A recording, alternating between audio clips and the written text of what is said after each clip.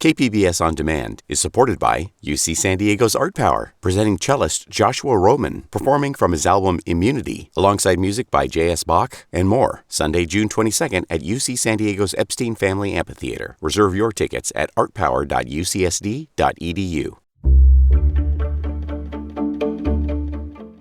Good morning, I'm Debbie Cruz. It's Tuesday, November 21st. Hundreds of migrants are sleeping at the San Diego airport.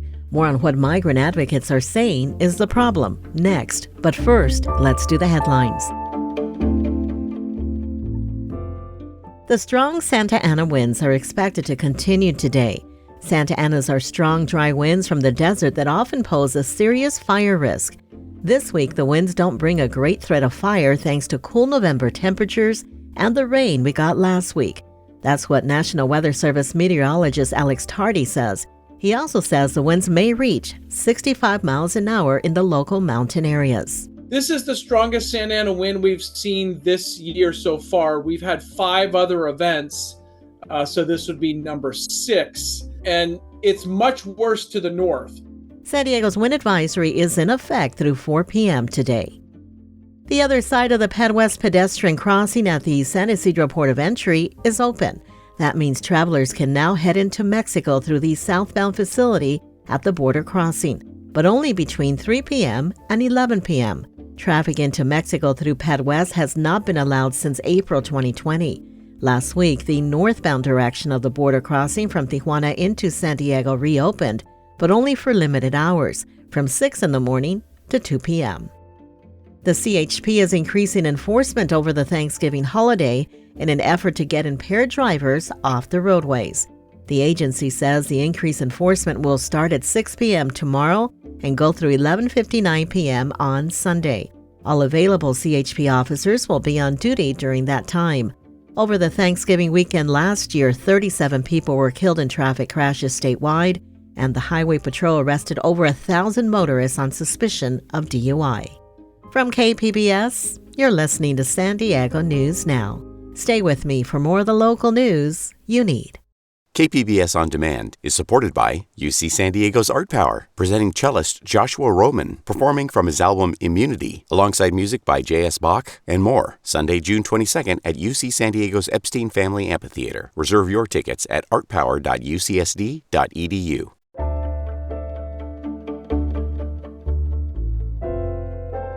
As we head into the holiday season, hundreds of migrants are sleeping in San Diego International Airport. Border reporter Gustavo Solis says advocates see this as a sign that taxpayer dollars targeted toward migrants aren't being well spent. Do you want water? Yeah. That's a volunteer at San Diego International Airport, helping migrants reach their final destination. The work involves a bit of translating and walking people through the TSA boarding process. Luego le voy a enseñar en dónde va a entrar, por qué puerta. Volunteers also feed migrants, as much as 200 meals each day. That's because more than 1,000 migrants have slept in the airport since November 10th. This is after San Diego County gave $3 million to one local nonprofit to help this specific migrant population. Other migrant organizations say the money is not being spent wisely. There are, over 100 people sleeping in the airport every night. That's Lindsay Toslowski, Executive Director of the Immigrant Defenders Law Center. That's the nonprofit helping migrants at the airport. People are arriving with no flights at all. So they get there and they, then are sleeping in the airport trying to figure out their flights still. And some of those with flights are being sent to places where they have no support system. Toslowski says some are ending in shelters or on the street. Most of the people sleeping at the airport come from the newly opened Migrant Welcome Center, run by SBCS, formerly known as South Bay Community Services. Migrants there get free food, water, and access to Wi-Fi and phone chargers. Most of them have the means to cover their own flights, but in some cases, SBCS puts people up in hotels and even pays for their airfare. County Supervisor Nora Vargas pushed to make this funding available.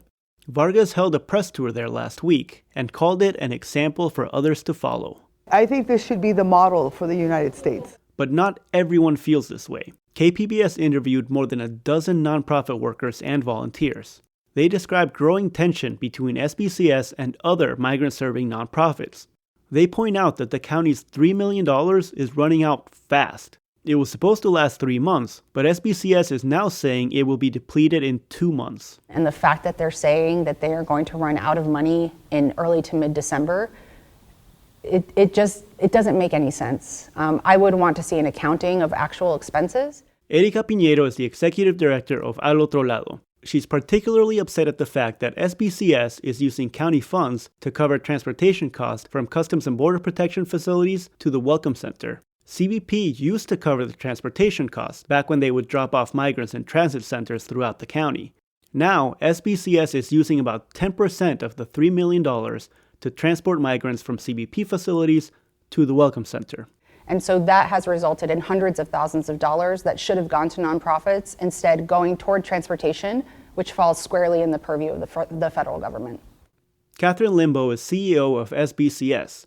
She says keeping services at the transit center would have been way more expensive than covering transportation costs in a centralized location. Anyone who was at IRIS and is here today can say that it's a better site. SBCS stands behind their work. This is a totally unprecedented situation in San Diego. And without the Welcome Center, they say some of those migrants would end up in the streets of San Diego. Lembo acknowledges tension between SBCS and the other nonprofits, but says the Welcome Center has provided services to more than 22,000 people since it opened. And she considers that a lot of help for $3 million. But if you look at this center and you spend any time at this center, you will know that the migrants are getting good services.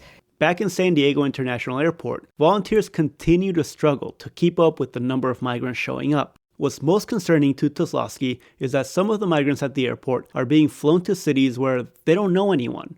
Flights are being purchased for them to go to New York or to Seattle or to other places where if they don't have a sponsor, they're essentially just entering into the migrant sheltering system of that other city. That is actually no different than what Governor Abbott does in filling buses in Texas and sending them to other places around the country. Gustavo Solis, KPBS News.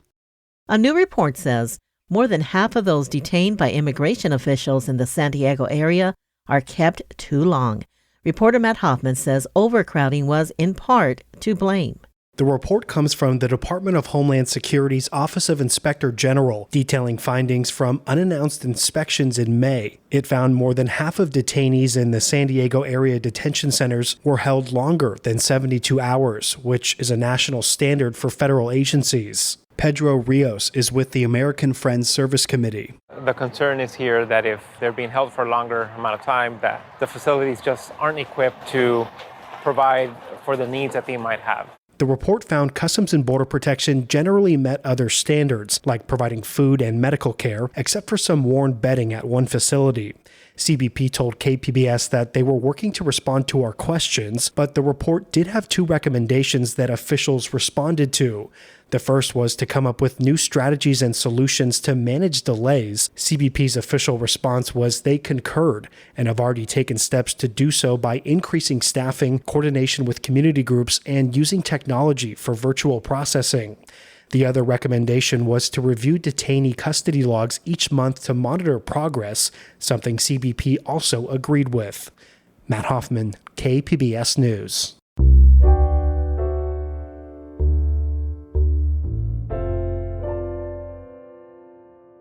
A community activist has filed 2 complaints with the California Department of Justice against the San Diego Police Department and Chief David Nislight.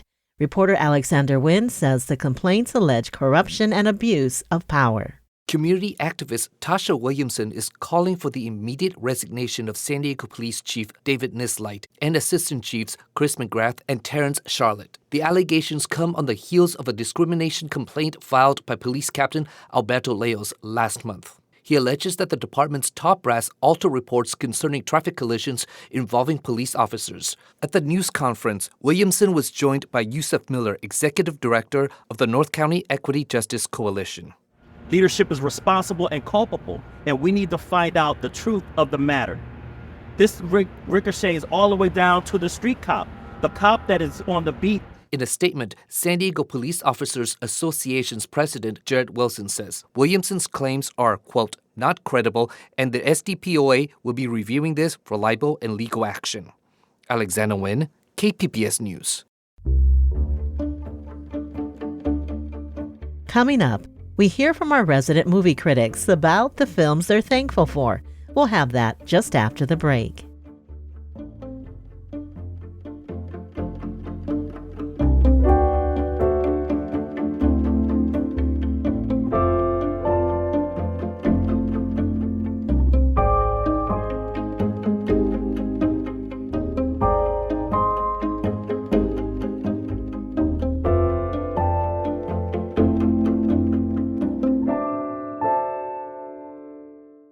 KPBS On Demand is supported by UC San Diego's Art Power, presenting cellist Joshua Roman, performing from his album Immunity, alongside music by J.S. Bach and more, Sunday, June 22nd at UC San Diego's Epstein Family Amphitheater. Reserve your tickets at artpower.ucsd.edu.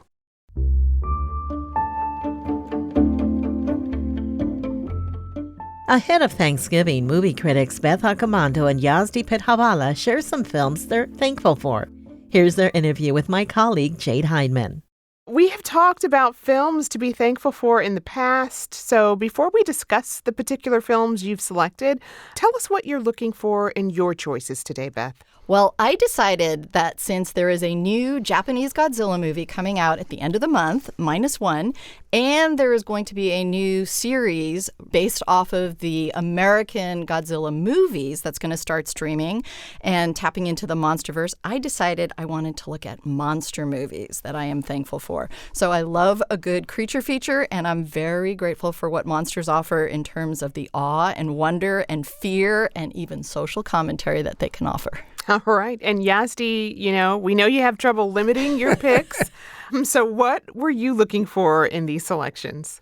I always have trouble with my picks, but what I used this time for selecting my movies were two things. One is I picked movies that were released this year which kind of went under the radar and need more championing. And these were also films that kind of made me ponder about things that I hadn't previously thought about. And I'm certainly thankful for both of those things. Yazdi, your picks deal with relationships, but in very different ways. Your first pick presents what you could describe as a very unusual love triangle, right? Yes. So Past Lives, which is from first-time director Celine Song, is definitely a very different take on the relationships or romantic movies genre. The film essentially examines two characters at three different points in their life. Initially, when the boy and the girl are little kids growing up together in Seoul, Korea. And it's the second time after her family has immigrated to North America and they are only able to contact with each other through social media. And then one last time, another 10 years later, when she's already happily married in New York and he finally has the ability to come visit her in New York. And here's a quick scene from Past Lives. He was just this kid in my head for such a long time. And then he was just this image on my laptop. And now he is a physical person.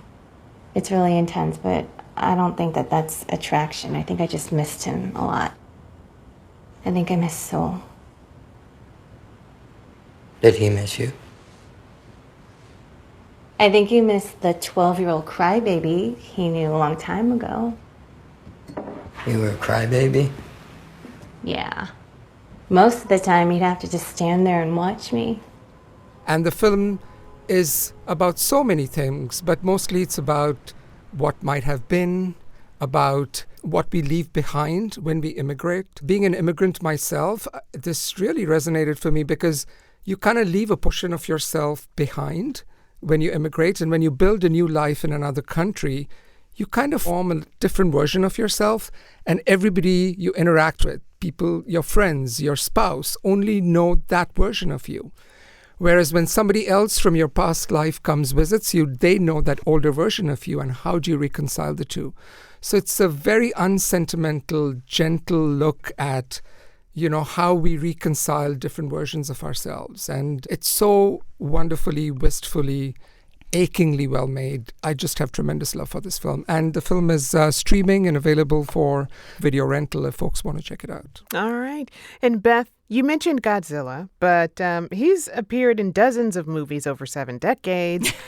So is there one Godzilla film you're most grateful for? Yes, I will go with the original Gojira from 1954. Part of the reason is this is the first one. This is the one that introduced people to this creature that was created out of a radioactive blast. This came after the U.S. had dropped 2 atomic bombs on Japan, so it had a very strong kind of social commentary going on.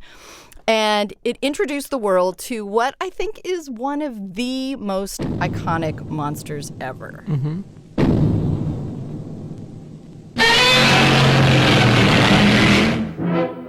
I think Gojira is the most appropriate film to watch right before -1.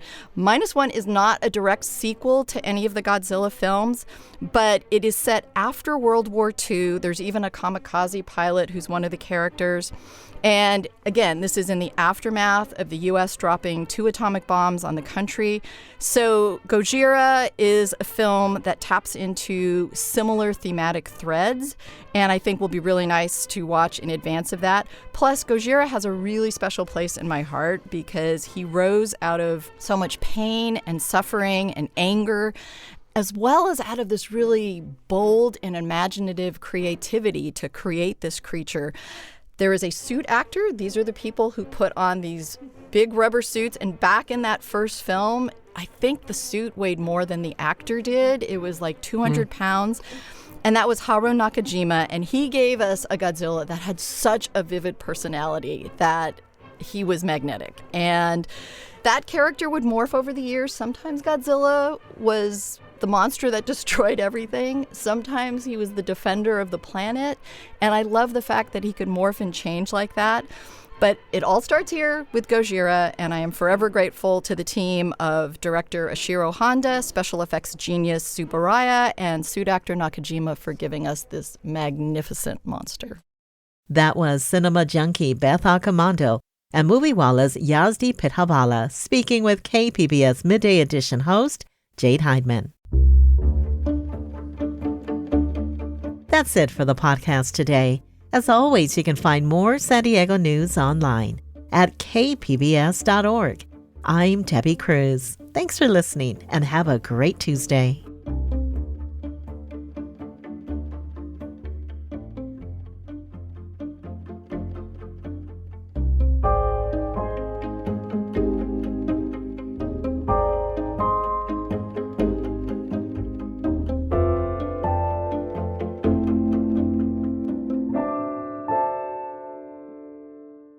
KPBS On Demand is supported by UC San Diego's Art Power, presenting cellist Joshua Roman, performing from his album Immunity, alongside music by J.S. Bach and more, Sunday, June 22nd at UC San Diego's Epstein Family Amphitheater. Reserve your tickets at artpower.ucsd.edu.